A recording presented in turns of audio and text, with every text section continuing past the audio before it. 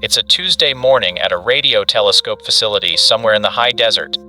A researcher is reviewing overnight data, the same routine they've followed for years, and then something in the numbers stops them cold.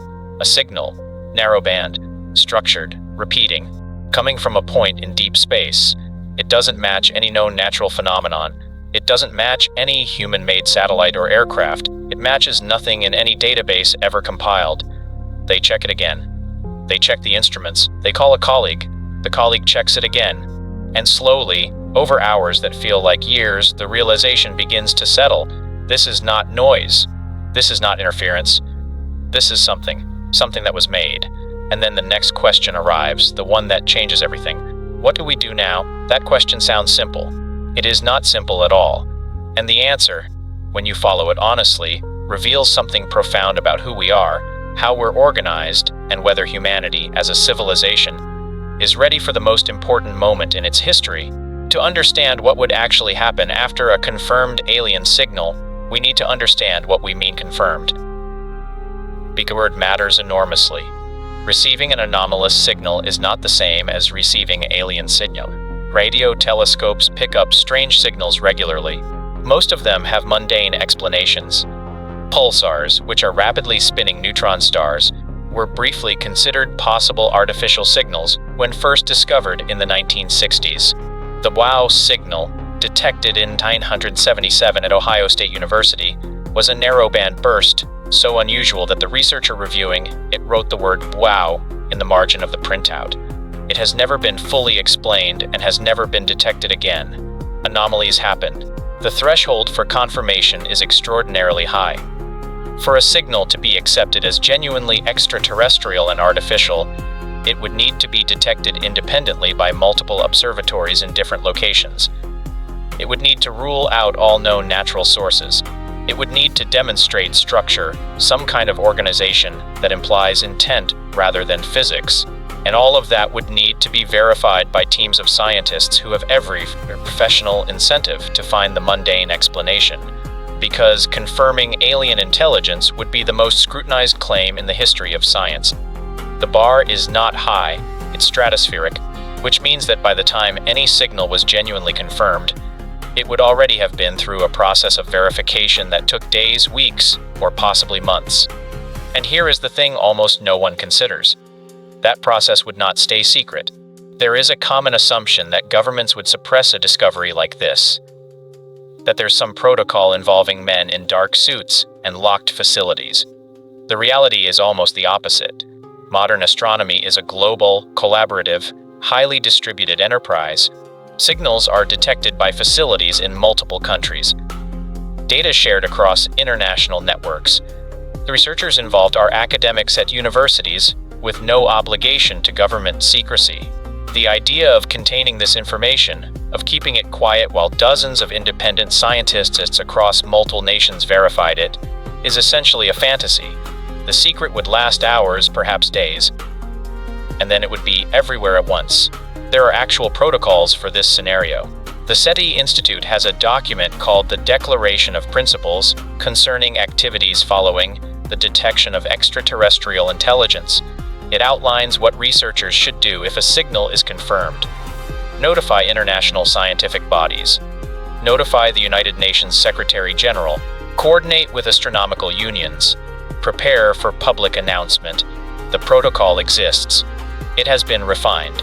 And critically, it includes no provision for suppression, because the people who wrote it understood that suppression would be impossible, and that attempting it would make everything worse. So let's follow the honest sequence. The signal is verified, the announcement is made, and the world finds out. The immediate reaction would be unlike anything in recorded history. Not because people would panic, though some would. Not because there would be violence, though there likely would be in some places. But because the psychological ground beneath civilization would shift in a way that no previous event has ever caused. Every person alive would, in a matter of hours, have to absorb a fact that structures the meaning of human existence. We are not alone. There is something else out there, something that thinks, built, or intended. The universe is not a backdrop, it is inhabited. Psychologists who study what they call worldview change the process by which a deeply held belief is shattered and rebuilt, describe it as one of the most disorienting experiences a human being can undergo. People who experience it individually, through personal loss or revelation, can take years to stabilize. Now imagine that process happening simultaneously to 8 billion people in a single news cycle. The social stress would be immense, not uniform, not simple. People would respond in wildly different ways, depending on their religious beliefs, their cultural frameworks, their psychological makeup, their trust or distrust of institutions. Some would feel euphoric, some would terrified, some would feel vindicated. Many would simply feel unmoored, as if the solid floor of their assumptions about reality had been pulled away without warning. Religious institutions would be among the first to face serious pressure. Every major tradition would need to grapple, publicly and quickly, with what discovery means for its understanding of creation, of human uniqueness, of the divine. Some traditions have theological flexibility for this. Others do not. The resulting internal debates would fracture some communities and deepen the faith of others. History shows us that religious institutions are more resilient and more adaptive than critics expect, but that the speed and totality of this particular challenge would be unprecedented. Political institutions would face a different kind of crisis. The first question every government would face is, what do we do? And the problem is that there is no existing international framework with the authority to answer that question on behalf of humanity as a whole. The United Nations has committees, it has declarations, it has the SETI protocols, but it has no binding authority over member states when it comes to how they respond to extraterrestrial contact. The United States might want to respond one way, China another, Russia another, the European Union another. Each would bring its own geopolitical calculations, its own assessment of strategic advantage, its own domestic political pressures. The question of who speaks for humanity and what humanity says would become one of the most fiercely contested political questions in history, and there is no clean answer. Here is the core insight that makes all of this so difficult. The signal changes everything and nothing simultaneously. Whatever intelligence sent it is, in all likelihood, so far away that any response we send would take decades, centuries, or millennia to arrive. We are not in a conversation. We are in a moment of detection. Whatever the signal contains, whether it's mathematical patterns or encoded information, or something we can't yet interpret, we are almost certainly looking at a message that was sent long before any living human was born. The senders may not even exist anymore. The civilization that built that transmitter, whatever it was operating under conditions we can barely imagine, perhaps thousands of years ago, perhaps millions. We are receiving a letter from an address we cannot visit, written by someone who may no longer be there, in a language we are only beginning to decipher.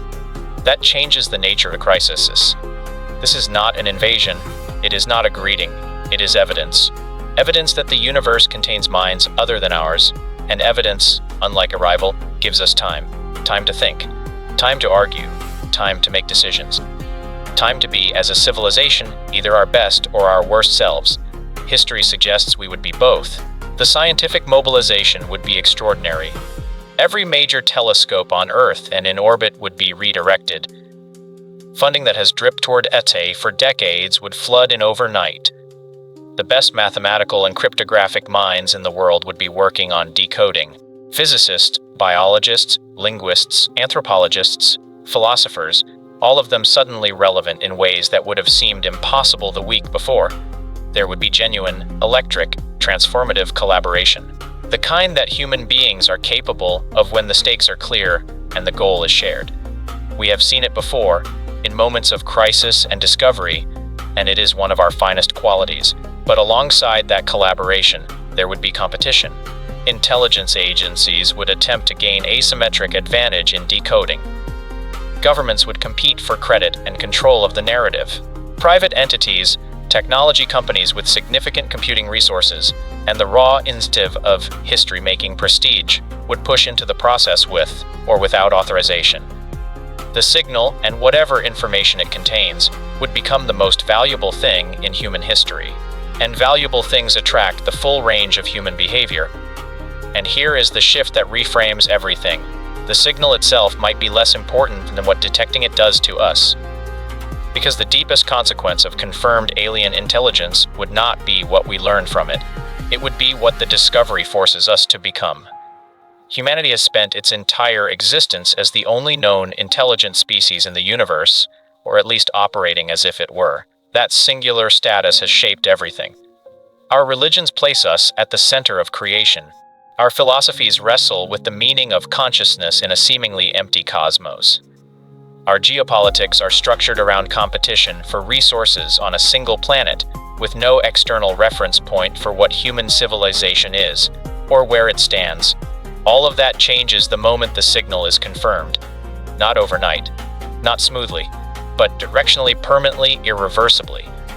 For the first time, humanity would have an outside perspective on itself, not a human perspective on humanity, endlessly recursive and tribal and familiar, but an external data point, proof that intelligence is not a fluke, that it can arise elsewhere, that the universe is, at minimum, a place where minds are possible in more than one location. That changes the question we've been asking since the beginning of civilization. The question is no longer who are we among ourselves. It becomes who are we out there. And that's asked honestly tends to produce answers that make the internal divisions feel smaller. Not irrelevant, not gone, but scaled against something so much larger that they lose some of their absolute weight. The signal might not solve any of our problems, but it might change the frame in which we experience them. And frames, in human psychology, are enormously powerful. Here is what stays with me about all of this. We have been preparing for this moment without knowing it. Every philosophy that asked why we are here, every religion that pointed at the sky and said something is up there, every scientist who listened patiently decades of silence, not out of naivety, but out of a conviction that the universe is not empty. All of them were rehearsing for a discovery that hasn't happened yet. The question of what comes after the signal is really a question about who we've been all along, about whether the qualities that make us remarkable, our curiosity, our adaptability, our capacity for cooperation under pressure, are strong enough to carry us through the most disorienting truth we've ever encountered. The signal, if it comes, will not tell us who they are, not at first. What it will tell us, immediately and undeniably, is who we are. How we behave in the hours and days and years after the most important discovery in history will be the truest portrait of humanity ever painted. I hope we are ready. I think we might be. But the honest answer is that we won't know until it happens. And somewhere, right now, a radio telescope is listening. If this kind of thinking about humanity and first contact keeps you up at night, you're in the right place. There's more on this channel that will stay with you. Subscribe and share this with someone who's never thought about what confirmation would actually mean.